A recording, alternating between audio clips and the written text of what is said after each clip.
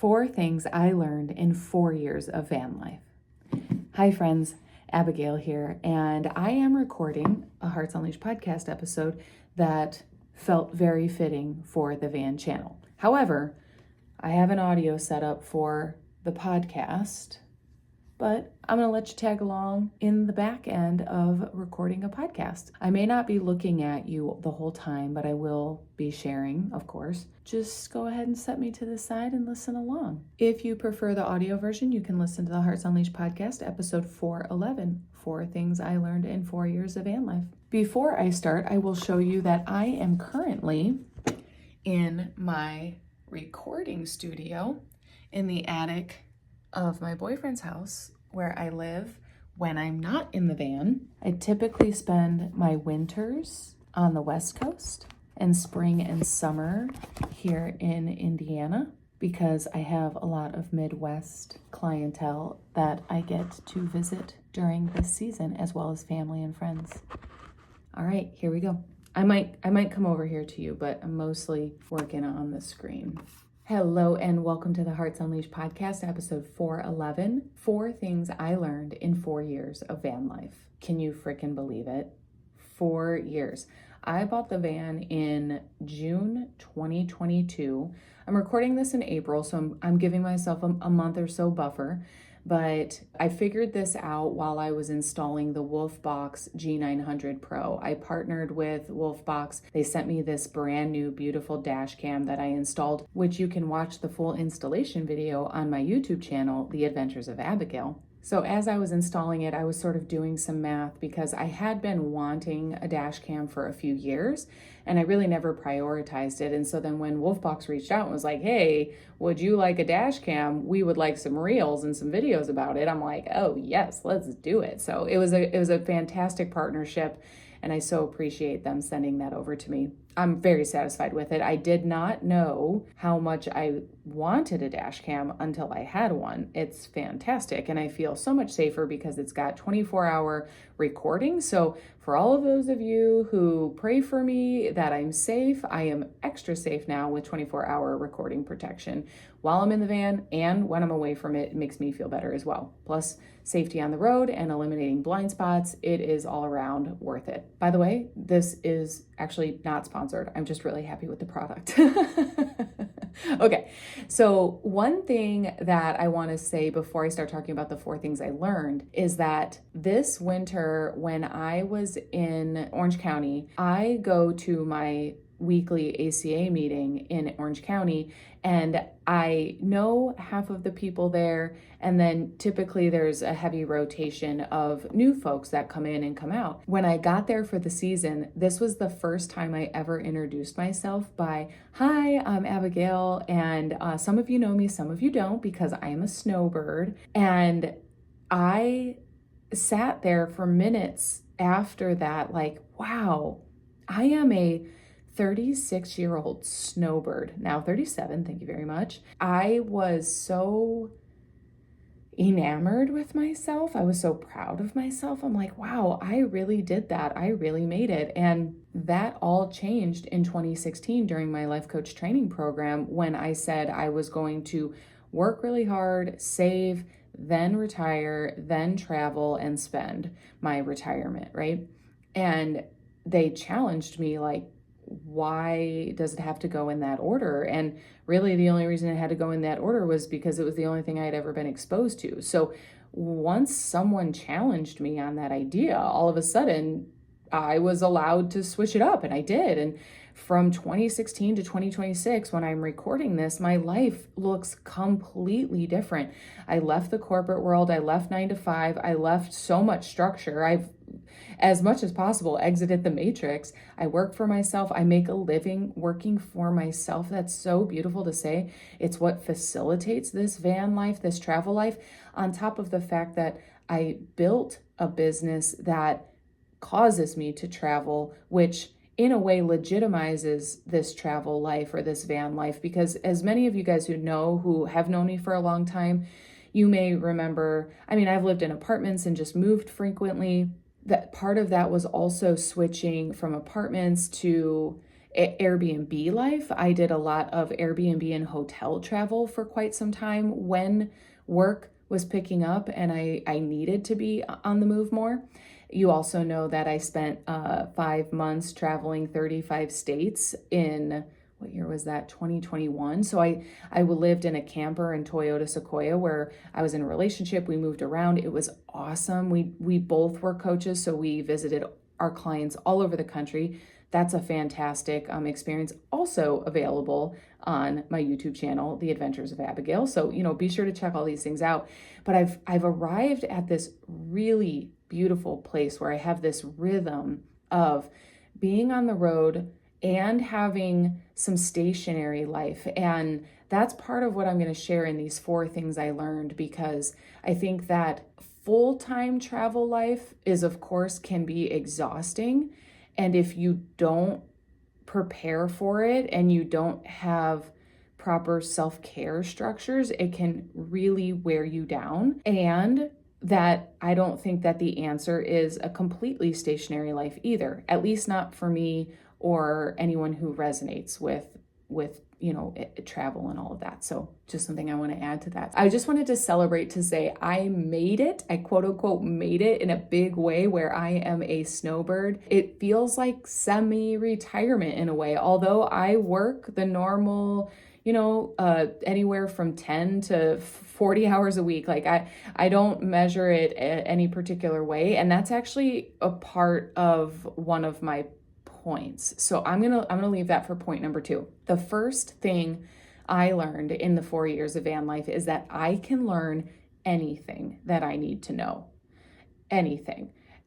Starting with the logistics, battery, electricity, plumbing issues, right?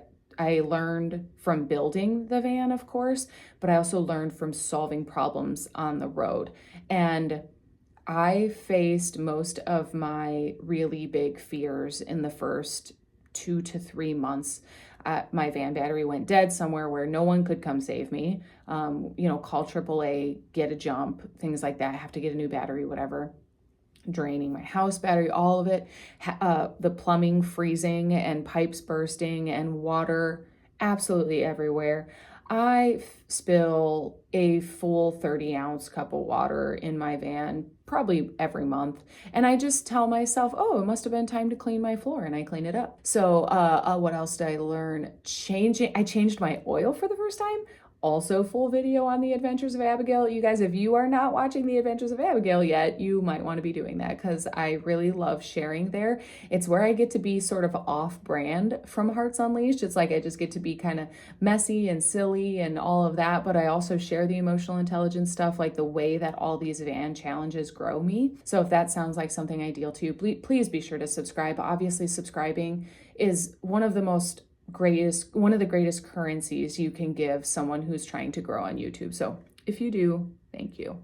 The last thing that I can learn, anything I need to know, one example I want to give is travel. Traveling is quite a thing and it's something you can be good or bad at. Air travel, road travel, train, bus, car, whatever, wherever, scooter, international, domestic, crossing borders, the logistics that go into play, the planning, the budgeting. It's fascinatingly challenging. And I've loved every bit of the way that van life has grown me. The things you need to anticipate, the way you need to budget your money, your attention, your time, everything. It's a major lifestyle of accountability. And I really love that. But so is entrepreneurship. So my risk tolerance is so incredibly high. And that actually takes me to my second point of something I've learned is that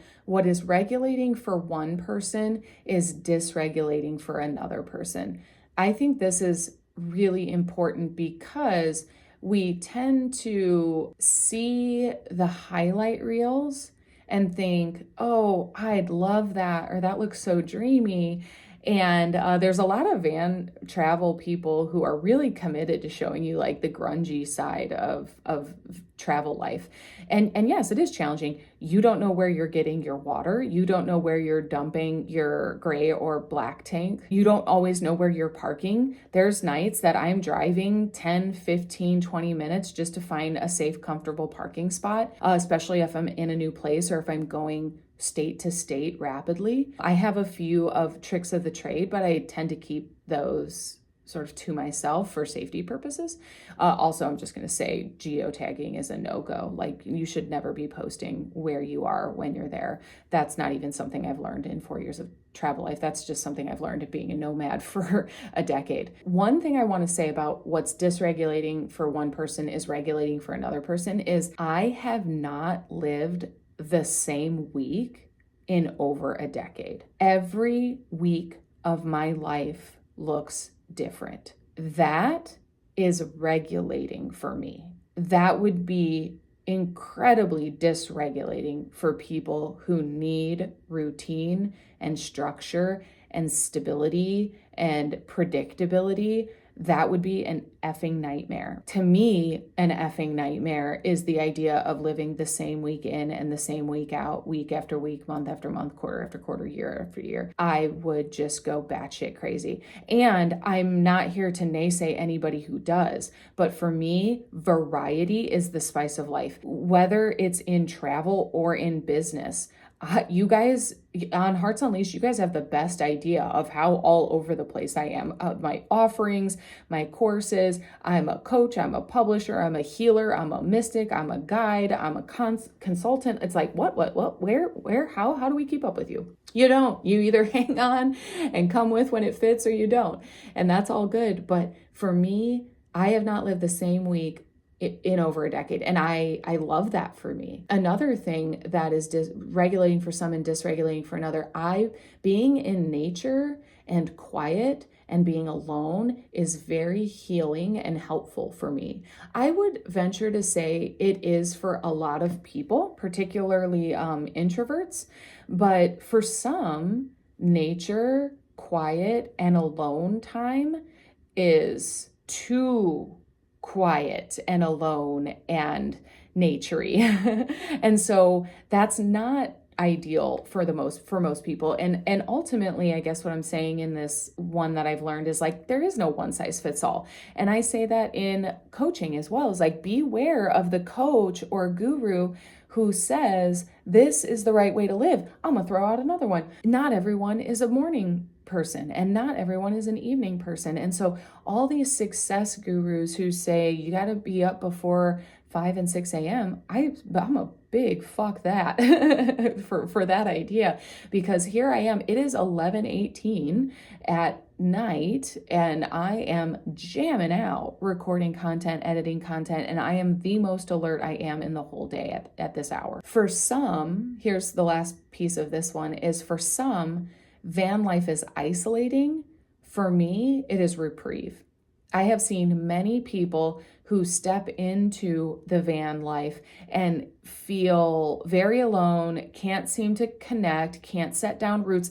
That's kind of inherently the structure of van life, is that you're not putting down roots because you're not really living any one place. You're always on the move. But I have built virtual community, and I also have a very strong family connection. And so all those things for me, I am incredibly social day in and day out, whether that's in my calls with clients, in my community calls, or just online. I'm having conversations in messages, in emails, in comment sections, right? So all of those things, I am very social. So van life to me is like, it's my little nook. It's my little sanctuary. It's my womb. It's where I get to go to rest and restoration and then go stare at the ocean. Oh my God, it's so beautiful. So what is regulating for some is dysregulating for others. Because I could even say stationary life for some people might feel isolating. There really is no one size fits all. So if you are looking at someone else's life and imagining that they have it better or worse, consider you just don't know the whole gig, and that there's truly nuance to all of these things. In fact, I'm kind of jumping ahead to number 4, so I'm trying not to give it all away at the moment, because I'm going to go into number 3, which is probably the most obvious one, but damn, I got to say it, appreciating the conveniences of life. Flushing toilets, private bathrooms, laundry, washers, dryers, non-public ones, long hot showers that aren't gym showers. Chef's kiss. Like a personal private bathroom with a long hot steamy shower is so fantastic. Plumbing. All of these things have to do with plumbing. Obviously, the spaciousness and everything, but I'm definitely a minimalist, and I really enjoy the minimalist life. So I have to tell you, like, there is something that gives me butterflies about making myself a meal. Almost every meal that I make in the van, I just get butterflies, and I laugh and I giggle and I find it funny. It's kind of like playing house. That's what it feels like in the van, because it's so cutesy. And so I'm always having a good time in there. But some of the conveniences of life, it is nice every once in a while to really stretch out. Working out in the van is not a thing. You can work out in your home, you set up different setups and whatnot. Really appreciating the major conveniences of life. I would say that I think people think van life is cheaper. It not necessarily is. There's a redistribution of costs. Gas obviously gets more expensive. If you're paying for campsites regularly or just different things like that, it can really rack up. It's usually different costs. There's still maintenance. Things still break down. I had a leak in the van in the back this winter when it was, there's heavy rainfall in the West Coast. It's all a house. It's just a different style house. And so it has different style maintenance and costs. And so every time I go from van life to stationary life, I breathe this sigh of relief and appreciation. And every time I go from stationary life back to van life, I breathe this sigh of appreciation and relief. And so it's just so fun and funny. And I would have to say I'm somewhere around the 50-50 of how much time I'm spending in the van per year and how much time I'm spending stationary at this point. And so I really like that rhythm. But when I'm stationary, I'm also taking multiple weekend trips to go launch books, to do sessions with clients, to host retreats and events, to speak on stages. All those things take me places still. So work doesn't stop, so travel doesn't stop. But the long-term trip, those look different nowadays. I'm not just endlessly on the road. The last thing I learned in 4 years of van life is it is very easy to glamorize other people's lives. I said I was trying not to skip to this part. I love the quote, "The grass is greener where you water it." I don't think anything about your life has to change for how you relate to your life to change. Most people think I need to quit my job, leave my family, live in a van, run away to the woods, never see people again to be happier. And I just don't think that's the case. Coming from someone who's tested the theories, it doesn't solve problems. Where you go, there you are. So if you're trying to outrun anxiety, guess what? You're not. It's coming with you. It's in the van. It's on the plane. If you think a vacation is the answer, even if you drop your anxiety at the plane, and it's going to be waiting for you when you land at home again to start your day job again. We glamorize what we're seeing on social media. We might even put other people on pedestals like, oh, they've got it all figured out. That's not necessarily true. We're all figuring it out. We're all navigating. To me, personally, I think there is a major difference when someone's navigating life with emotional intelligence, but that doesn't mean that they have to completely switch up their life to experience joy. You can work a day job, have the same week every week. You can have kids or not. You can have a significant other or not. You can have a high salary or not. None of that really matters because none of that is the source of your joy. I measure joy through, are you living expressed? Are you authentic? Are you being true to yourself? Are you doing what makes you happy? Are you creatively expressed and exploring and again, appropriately challenging yourself? We need to feel ourselves as capable by overcoming things and by setting a goal and hitting it. To me, that's where true happiness and fulfillment and joy lie, is in you feeling how powerful and capable you are, not by what you've materially accumulated or collected or the accolades you've stacked up. That's my own take. And certainly in the van, I want to share one more personal layer of when I got the van, I was in a position where I couldn't afford a house. And I made myself wrong for I can't have a van and a house, or I can't have a house, or I'll rent an apartment, or this or that. Like the housing situation that I was trying to decide on had me down like if I can't afford a house, I'm a failure. And my bookkeeper looked at me and was like, "Oh girl, you are you going to stop being mean to yourself? Because like, that doesn't make any sense." She's like, "You are living a life that so many other people fantasize about. So, and you're fantasizing about a life that other people have. Like, we're all doing this to each other. So can you stop doing that?" And I was like, "Oh yeah, sure." Cause it's just down the road that I can afford a house or do whatever the hell I want whenever I want. And if I decided that the most important thing to me was having a house, then of course I would save and budget for that. But I prioritized, saved and budgeted and executed the plan of having a van house. And that worked beautifully. And I'm so happy with it. But to tell yourself by what you watch, 0.05% of someone's life that you're watching online and making up the entire narrative of their entire life, you are just missing so many details. And then by then disempowering yourself because you're comparing yourself to that 0.05 amount of someone's life that you see is really, really destructive. And so it's easy to glamorize people's lives, but trust me when I say is a fool's errand. And you comparing yourself is not ever going to get you any closer to the life that you dream of. So my greatest suggestion, if you get the chance to just look within and ask yourself, what do I want? What is my definition of success? What matters to me? What is important to me? And if you could possibly answer that without the impression of the content you've consumed, you will be that much closer to heading in a direction that you really want to be headed. I too have been influenced by many people and what they share and what I've seen, and it's all we can do based on what we're exposed to. But I really, really want to leave you today with, look inward for where you're headed outward, okay? And one last bonus thing I've learned is that time absolutely flies by.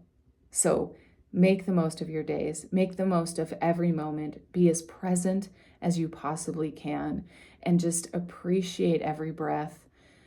And speak life over your life because you're the one creating it. So please don't speak poison over your life. Don't curse your own life. Bless it, bless it, bless it. That is all. I am so glad to be here with you. I am so glad to share my Unleashed Heart with you.